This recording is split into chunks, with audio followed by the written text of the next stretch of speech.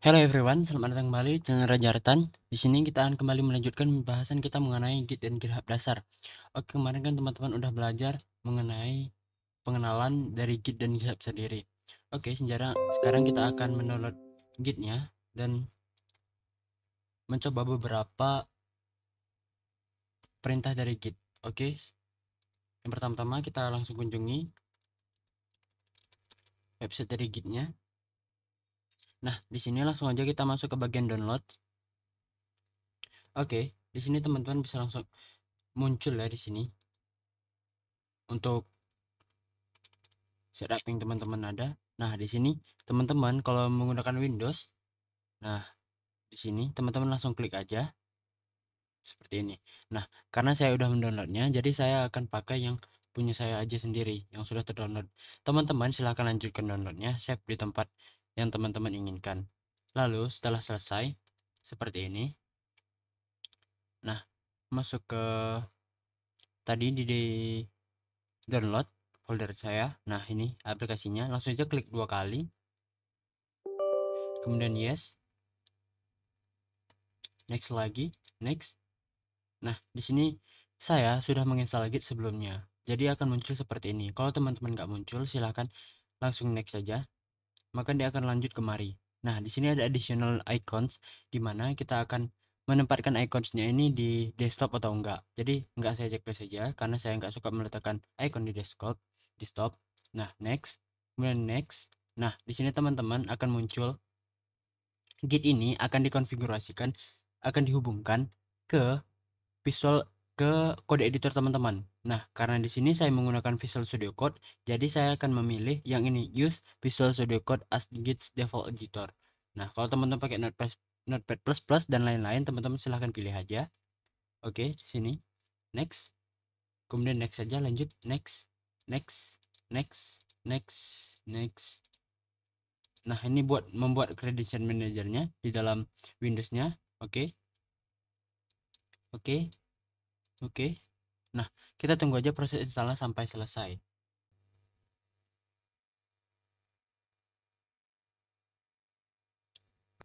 Nah, setelah selesai, maka akan muncul seperti ini, complete the GitHub setup wizard. Oke, finish. Nah, selanjutnya akan masuk ke dalam release note aja. Kalau teman-teman mau baca, silahkan baca. Tapi kita close aja, dan kita buka langsung Gitnya ya.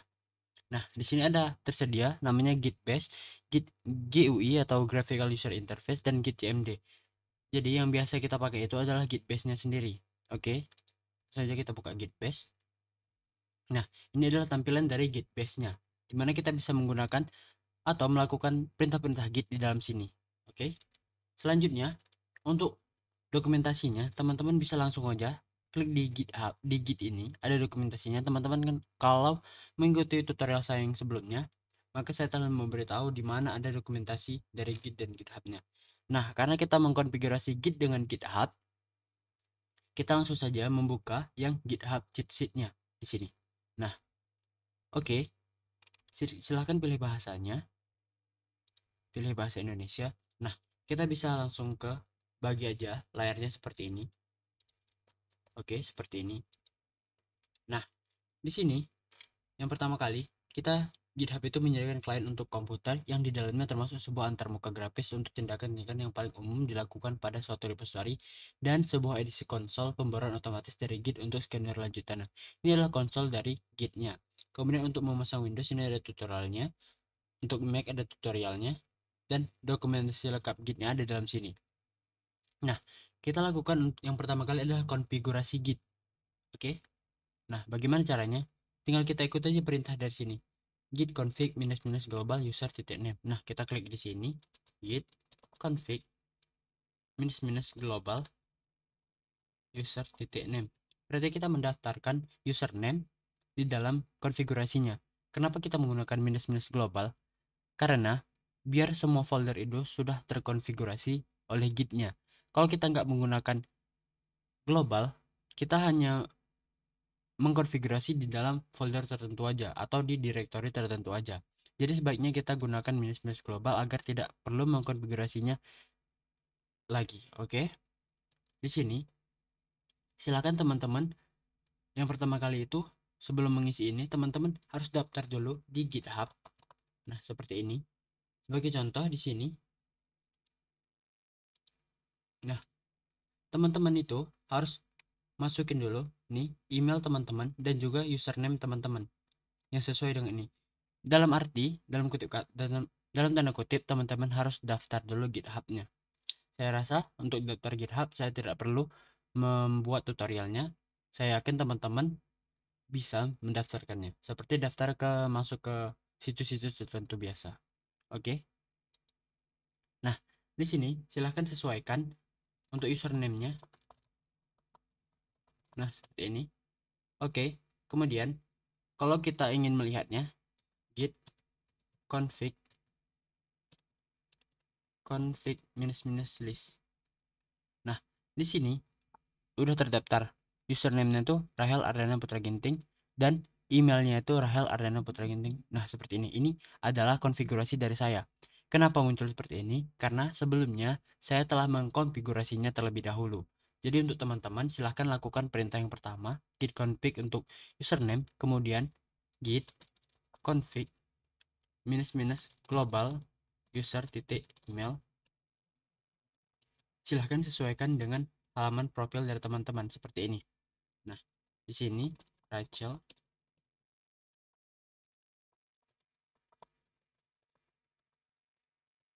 Nah, seperti ini. Kemudian kalau kita lihat lagi, atau kita hapus dulu dengan perintah yang namanya clear. Maka dia akan terhapus konsolnya, akan bersih. Oke, git config -list. Nah, akan tampil konfigurasinya seperti ini. Oke, kita clear aja. Nah, kemudian kita buka lagi konfigurasinya. Ini apa? Dokumentasinya di sini. Nah, di sini ada yang namanya membuat perubahan dengan get status, git diff, git add, dan lain-lain. Oke. Nah, bagaimana cara menggunakan ini? Nah, saya tidak terbiasa atau tidak sering menggunakan langsung di Git-nya. Jadi saya itu membukanya di VS Code. Nah, seperti ini. Silahkan ketik kode titik. Kalau teman-teman tadi menggunakan Vim atau Notepad++, maka yang terbuka adalah Notepad++ teman-teman atau visual atau kode editor. Nah, kode editor bawaan teman-teman. Nah, di sini seharusnya kita buat dulu makdir coba git. Nah, seperti ini. Langsung saja kita akan salah teman-teman. Nah, kita close aja di sini. Kita close dulu. Kemudian kita masuk ke desktop. Nah, di sini sebelum saya sudah buat, oke, saya hapus saja. Nah, buat folder baru namanya coba git. Nah, seperti ini. Kemudian langsung saja klik kanan git bash, open di git basher. Nah, di sini. Oke, kita langsung masuk ke Visual Studio Code-nya, kode titik. Nah, nah, di sini ada yang namanya folder coba git. Salah nih teman-teman. Kalau kita masuk kemari, nah, di sini kita cd coba git dulu. Oke, masuk di folder coba gitnya. Kemudian kita masuk ke kode. Nah, ini kita hapus saja, maka dia akan terbuka di dalam Visual Studio Code-nya. Oke, kita buka lagi dokumentasinya. Nah, di sini ada yang namanya git status. Sebelum membuat git status ini, kita harus memulai repository baru dengan cara git init, yaitu membuat repository lokal dengan nama tertentu. Jadi, di sini teman-teman, kita bisa membuka git-nya itu di dalam Visual Studio Code dengan cara menekan Ctrl backtick, atau teman-teman tidak tahu backtick itu ada di bawah escape di dalam keyboard teman-teman, di layout keyboard teman-teman. Dia itu di bawah escape, jadi Ctrl backtick. Dia akan membuka atau menutup. Kalau untuk membuat terminal baru, Ctrl Shift backtick. Nah, dia akan membuka terminal baru seperti ini. Oke, jadi jika kita perlukan dua, nanti kita akan buka dua. Untuk saat ini kita masih memerlukan satu. Oke, kita buat dulu namanya git init sini untuk memulai repositorinya. Nah, di sini udah terbuat. Bagaimana cara melihatnya? Nah, coba kita masuk kemari. Nah, di sini ada yang namanya folder git, tapi dia itu hidden sebenarnya teman-teman. Jadi kalau kita hilangkan seperti ini, maka dia akan hilang. Nah, oke. Seperti itu teman-teman. Kemudian, apa yang kita lakukan selanjutnya? Yaitu kita cek dulu git status. Nah, di sini statusnya on branch master, no commit yet, nothing to commit, create atau copy files and use git add, no track. Nah, karena kita tidak membuat file baru atau melakukan perubahan di dalam folder ini, jadi nggak ada nih yang namanya eh, disuruh commit dan lain-lain. Oke, coba kita melakukan perubahan atau di sini kita mencontohkan membuat file baru. Oke, new titik langsung aja HTML atau apa ya teman-teman? Langsung aja index.html. Nah, seperti ini. Kemudian kita buat HTML. Oke, salah. HTML 5. Nah, seperti ini. Maka terbuat sebuah file index.html. Di sini kalau kita clear git status. Nah, ini sedikit berbeda ya teman-teman untuk tampilannya. Di sini use git add untuk menambahkan file index.html ini. Oke. Jadi setelah teman-teman melakukan perubahan di dalam folder yang udah diinisialisasi, maka folder ini kalau kita ingin masukkan ke dalam gitnya, berarti kita menggunakan yang namanya git add. Di sini git add akan didaftarkan ke dalam commit. Berkas ini akan didaftarkan ke dalam commit. Oke, git add. Oke, seperti ini. Kita clear aja. Kemudian kita git status lagi. Nah, di sini sudah hijau ya teman-teman. Berarti file index.html itu udah didaftarkan di dalam commit. Seperti ini. Nah, selanjutnya setelah didaftarkan kita melakukan apa? Kita melakukan yang namanya git commit min m. Nah, di sini ada perintah yang namanya git commit min m dengan min m-nya itu maksudnya git commit message-nya itu apa? Di sini menambahkan file index.html. Nah, seperti itu teman-teman. Kalau kita git status lagi, nah berarti on branch master nothing to commit working tree clean. Nah, di dalam working tree ininya udah bersih. Oke, kita clear aja. Begitu cara menambahkan berkas dan menambahkannya ke commit dan membuat perubahannya teman-teman. Untuk mencatat perubahannya itu kita menggunakan git commit.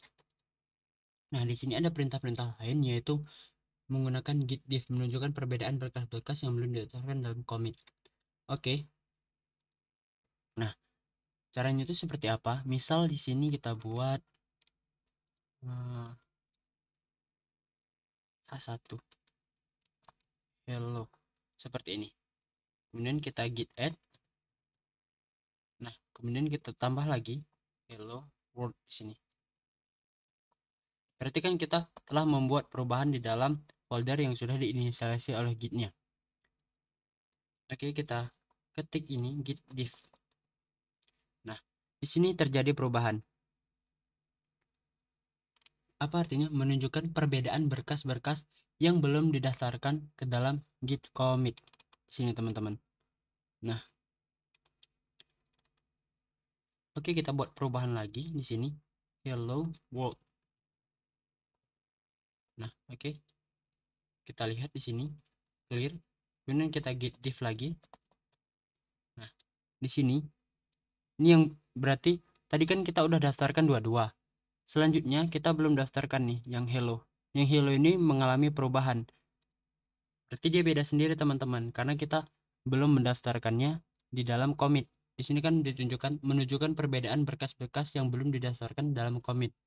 Berarti yang paling beda itu yang di bagian hello. Karena di bagian hello ini telah terjadi perubahan yang kita tambahkan dengan hello world.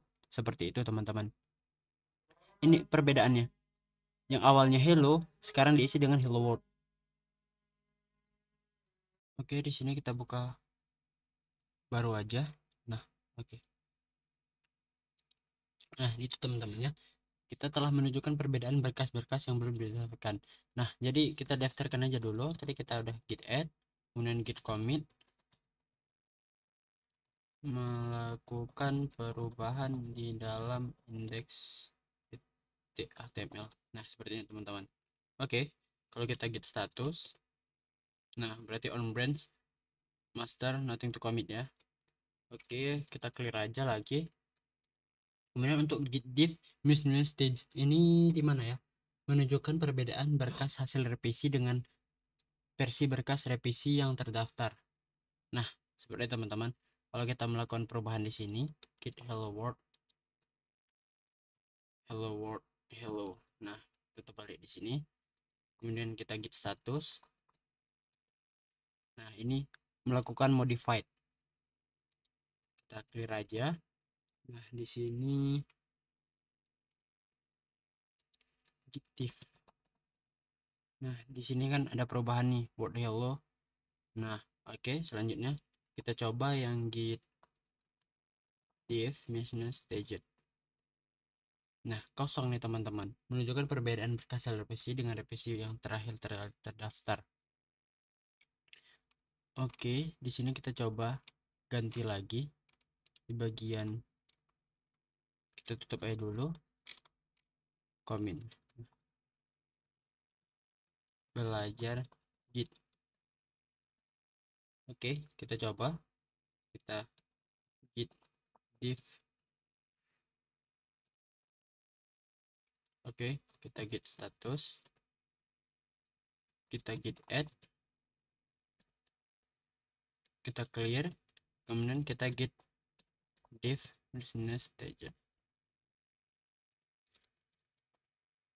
Nah, maka di sini akan menampilkan perubahan terakhir dengan perubahan yang perbedaan hasil revisi dengan revisi berkas terakhir yang terdaftar. Nah, di sini telah muncul nih teman-teman.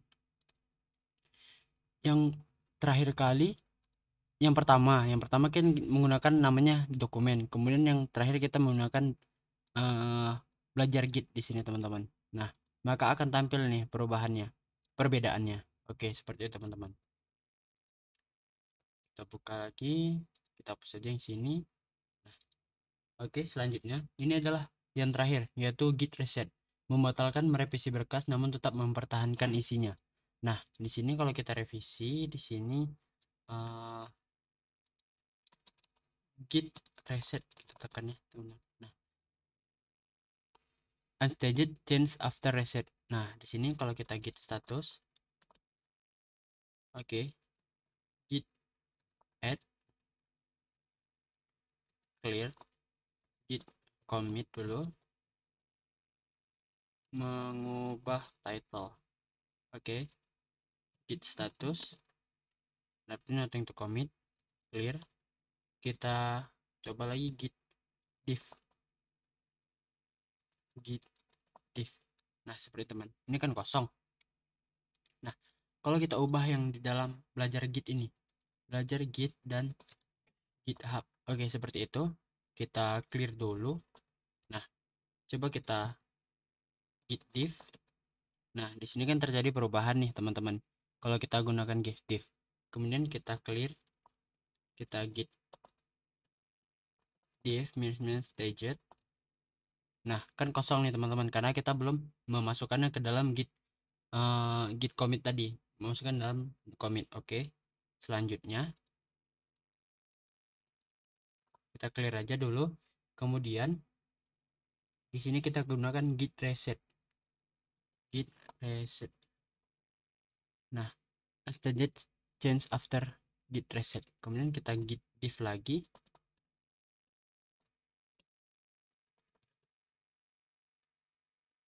Salah teman-teman, maksudnya git diff staged. Nah, di sini telah kosong teman-teman. Kalau kita git add, kemudian git staged, git diff minus staged.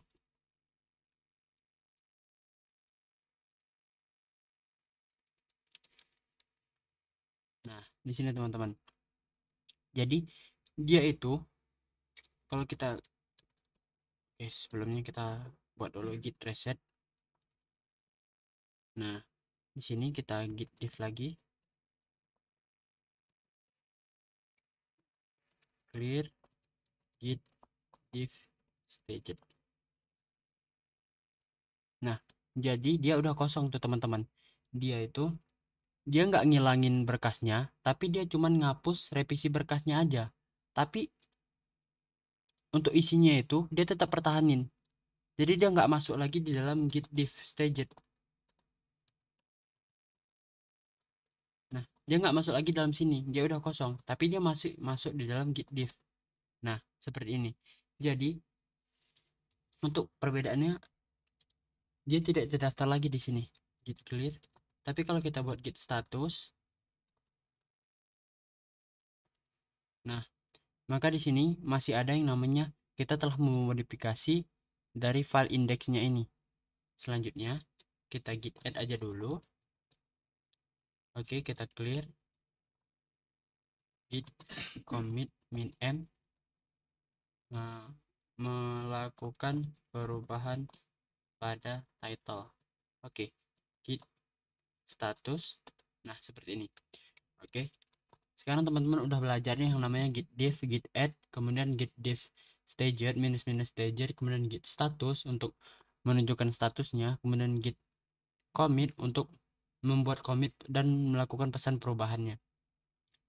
Pada biasanya teman-teman yang paling sering dilakukan, yang kita lakukan itu nantinya adalah git add, kemudian git commit, kemudian git status apakah ada perubahan yang belum ditambahkan. Untuk git diff dan git diff minus staged atau git reset ini dia jarang sekali kita lakukan. Yang bisa kita lakukan itu git status, git add, kemudian git commit.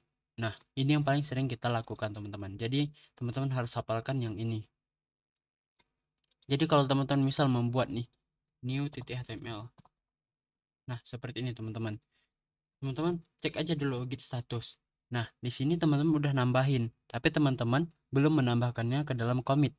Oke, jadi teman-teman bisa langsung tambahin git dengan sebenarnya namanya seperti ini. Nah, ini udah menambahkan git add minus git add dengan titik tadi berarti menambahkan semua file yang ada di dalam folder yang udah diinisialisasi tadi. Kalau teman-teman hanya ada satu file yang teman-teman tambahkan atau perubahan, teman-teman bisa menggunakan git add kemudian nama filenya. Tapi kalau teman-teman di sini misal ada puluhan file yang teman-teman ubah, teman-teman kan nggak mungkin menyebutkan filenya satu-satu. Jadi teman-teman bisa lakukan git add. Nah, seperti ini. Kemudian kita git status lagi. Nah, di sini kan pesannya udah beda. Oke, selanjutnya teman-teman bisa git commit min m. Pesannya apa? Menambahkan file new.html. Oke, kemudian clear. Nah, kalau di sini teman-teman ya, teman-teman misal di indeks nih, GitHub, ganti aja, belajarnya hilangin. Nah, kita git status. Di sini perintahnya itu modified, hanya modified, tidak perlu menambahkan yang namanya git add. Jadi teman-teman bisa ringkas di sini git minus am, kemudian mengubah title.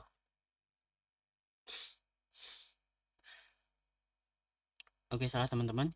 Git commit minus am. Nah, di sini teman-teman bisa ringkas, teman-teman bisa langsung add dan commit dalam satu perintah. Mengubah. Oke, maka di sini yang pertama dia langsung menambahkan kemudian menyimpan pesannya dengan commit. Jadi kalau kita git status, nah on branch master nothing to commit working tree.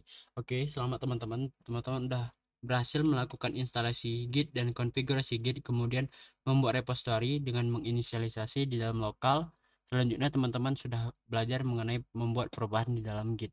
Oke, untuk tutorial selanjutnya silahkan tunggu di video selanjutnya. As you soon.